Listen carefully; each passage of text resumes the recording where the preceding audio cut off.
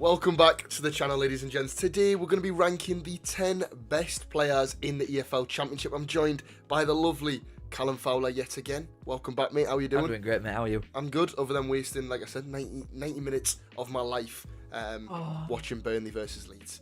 Yeah, but that, you know what it is, right? You're moaning about that. You're second at Championship, bro. We're fifth. No, we're sixth in League One. But to get into the 10 best players, obviously, anyone that watched Leeds versus Burnley, I feel sorry for you. But Callum, we'll let you kick it off. Who have you got in at number 10? All right, so I just want a little disclaimer. I've not put loans in because I don't think that's fair, because then you can just cheat with like Solomon and players like that. And I've tried to not put like every Leeds and Burnley and Sheffield United player in. 10, I've got Alex Mort at West Brom. Fair enough. I think for number 10, I've gone with Borja Sainz. He probably could be higher for me. I mean, he's scoring a goal just over every other game. I think he's got 0.59 goals per game, which is mental. Yeah. 15 goals from 26 games. And the best thing is, a lot of them are just absolute worldies. It's not just scoring; he's getting lucky with good position or whatever. He scores some bloody good goals. But yeah, he's my number 10. He has got most XG in league though. I think they do create a lot of chances for him. But he's still outscored his XG by 5. Oh yeah, he's still very good. Right, moving on. I said that I've got a lone player, and I've gone with Chris Metham at Sunderland. I think he's been a massive part of Sunderland. They needed some experience last season. We saw they kind of dropped off massively because they were playing with just kids, really. So bringing in someone like Metham, a bit more experience, done really well, good in possession, really, really big physical unit, and he still covers a lot of ground. So I've got him with him at 9th. Yeah, I agree with that. I've got 2 Sunderland players in, but he's not one of them. But again, yeah, he's a rocking ears, man. He's good. Oh, to be fair, my number 9 Sunderland player, I've got Job. I've got Job Bellingham in 9th. I didn't think he was as good as people were making him out when he first went there. He was so like raw and rash, and I think his decision making was crap a lot of the time when he first went there. But he's consistent now, isn't he? He's not like dropping 4 out of 10s. He's consistently very good. I think like a large part of it was, I mean, last season he literally played like 5 different positions, and then everyone was getting on his back, and it was like, he was I think he might have still been 17. Then like, even any player, 17-year-old, even if they're playing in their best position every single game, they're never going to be consistently good. So, but yeah, like you said, this season he's been really consistent. I've got him a lot higher up, but I'm a big Joel fan. I always kind of have been. I've got another Sunderland player higher than him. I've mentioned another one, but I don't think, I don't know, I lent for Joel being there rather than the other lad. I feel like I have a feeling who you might have. I bet you aren't. I bet you don't get it. Really? Yeah, I bet you don't get it. Right, okay. Next up, I've gone with a Borough player, kind of speaking away from Sunderland, you know, the rivalry, that's not a rivalry, whatever. And I've gone with Finn Azaz. I think he's arguably probably the best actual out-and-out number 10 in the division. Borough have been inconsistent, but he's consistently created things. 17 goal contributions in 28 games, which means he's been involved in 36% of all of Middlesbrough's league goals this season. I think he's really, really good, and a few people said that Whittaker probably chose Borough over Burnley just so he could play with Azaz again, and I wouldn't blame him. Oh, yeah, it's a good point, actually. That is a really good point. I forgot about that. See, I'm a big Finn Azaz enjoyer, but I ain't even got him in. No. At 8th, I've got Ben Sheaf at Coventry. For number 8. Really? Yeah. This season as well? Just based off, like, if we're going about, like, a lot of these players are probably too good for Championship, but can they actually cut it anywhere else? I think he could. I think if he plopped him into majority, like, mid-table Prem sides, he wouldn't look out of place. Ben Sheaf. You're probably right with Sheaf, to be fair, with he's like... He's a big lad in here and all. Yeah. Translates really well to, like, you know, a mid-table Prem side.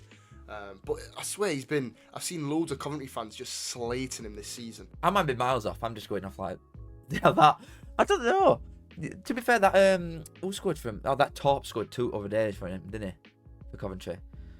But he were injured from early this season, wasn't he, Sheaf? Sure he were. Yeah, he was. And last season, everyone absolutely loved him. So, I mean, he's definitely a good player. I've not watched him much this season, but last season I remember watching him a few times, and he was class. But that moves on to the next one, and I've gone with a Sheffield United player. And this is one that I feel like it's almost like a little feel-good story, but really it just shows the difference in level between the Premier League and the Championship.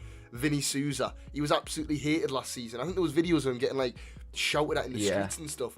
But now he's absolutely adored, and I mean, whenever I watch him, he's class. He runs the game because he's just a massive brick shithouse. He'll just run through walls. He wins so many challenges. I mean, he's winning something like 7.1 joules per 90, which is crazy. Like, such a high volume of stuff. And I know he's had a few injury issues this season, but I feel like on top of it being just like kind of a feel-good story, him going from being wanted to be burnt at the stake to now being absolutely loved.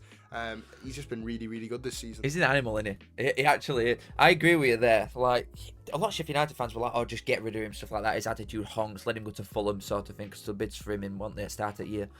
But you're right. He for this level, he's a freak.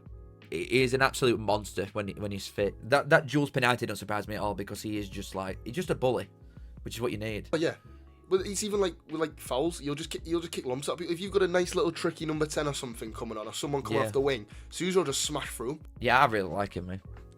To be fair, if Sheffield United go up, they'll be in a better position this time with some players that they have got and that they've kept. They'll still come down, don't get me wrong, but they might get more than 16 points. Right, number 7. Oh, this is my other Sunderland boy.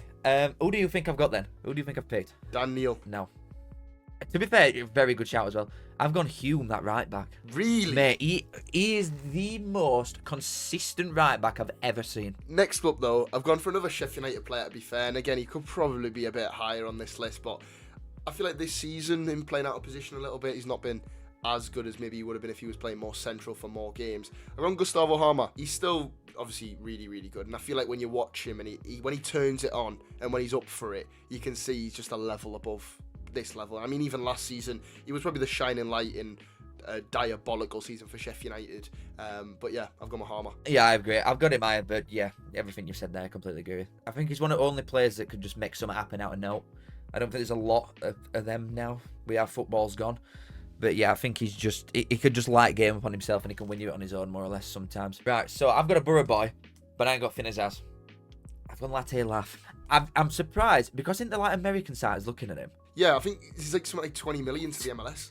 That's great. Why is someone like Leicester not taking a punt on this guy? I think he's so fast, like the sharpness in him. Obviously, like the different. You'll know it as a Burnley fan. The sharpness and pace between Premier League and Championship is nuts in it. Like how fast they are and the fitness level and stuff like that. I think Latte Left looks like he's made for Premier. How fast and stuff he is. He looks sharper than everybody all the time. His first touch a lot. Next up, I think, is this 5th now? Yeah, I think. Yeah, 5th. And I've gone with my Burnley boy, CJ Egan-Riley.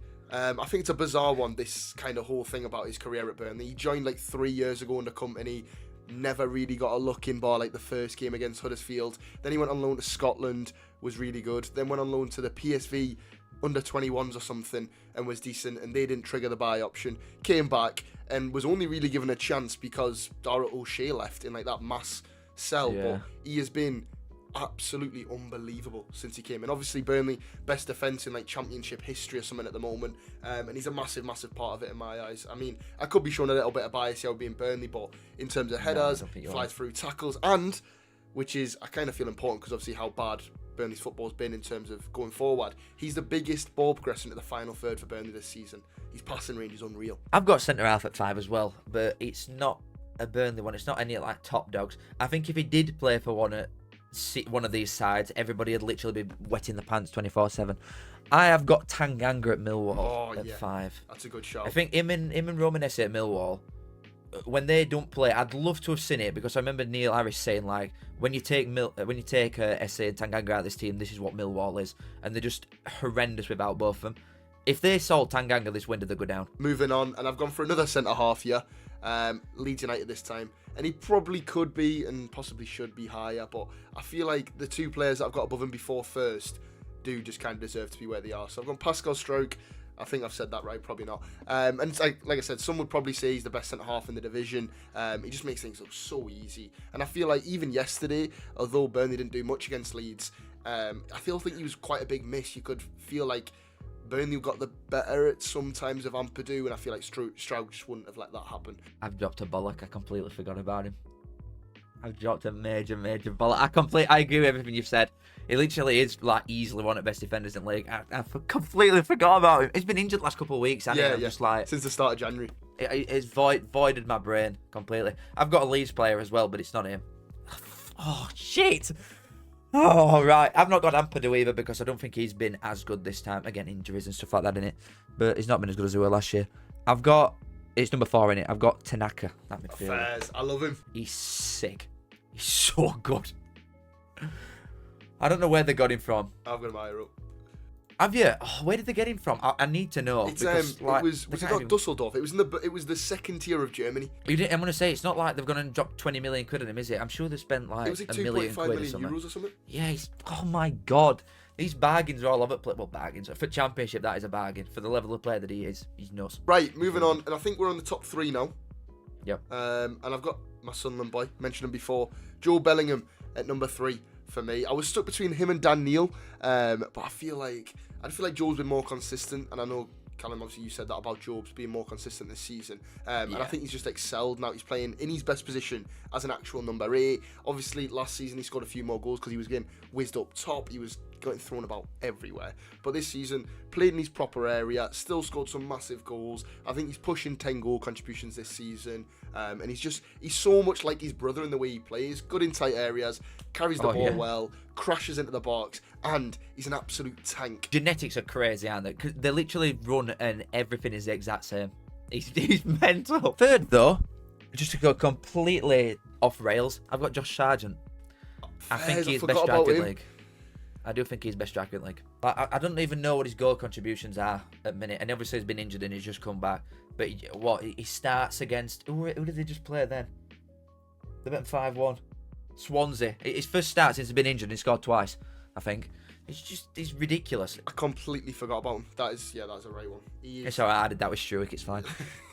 But, to be fair, like I said before, coming back to the Autanaka praise now, in number 2, that's where I've got him. Autanaka in number 2. Like I said before, I'm a massive fan. Probably one of my favourite players for, like, pure enjoyment to watch this season because he just runs the game. Like, he completes so many passes. I think he's got, like, 80 odd passes a game and completes 91% of them, and like 8 of them are progressive. Like, he plays so well on the ball, helps Leeds go forward, picks out crazy passes, keeps the ball, and also for someone who's like really small, well, not really small, but quite small, and he's not the biggest bloke, he's actually weirdly really strong and so aggressive. Yeah, push him centre back, yeah. Yeah, like, and that's my type. Like, I love them type of midfielders. You know, the little ones who just drop the shoulder and go, yeah, and like just run around. Like, they don't look like they should be putting in these tackles, but they're just smashing through people, pushing people out the way.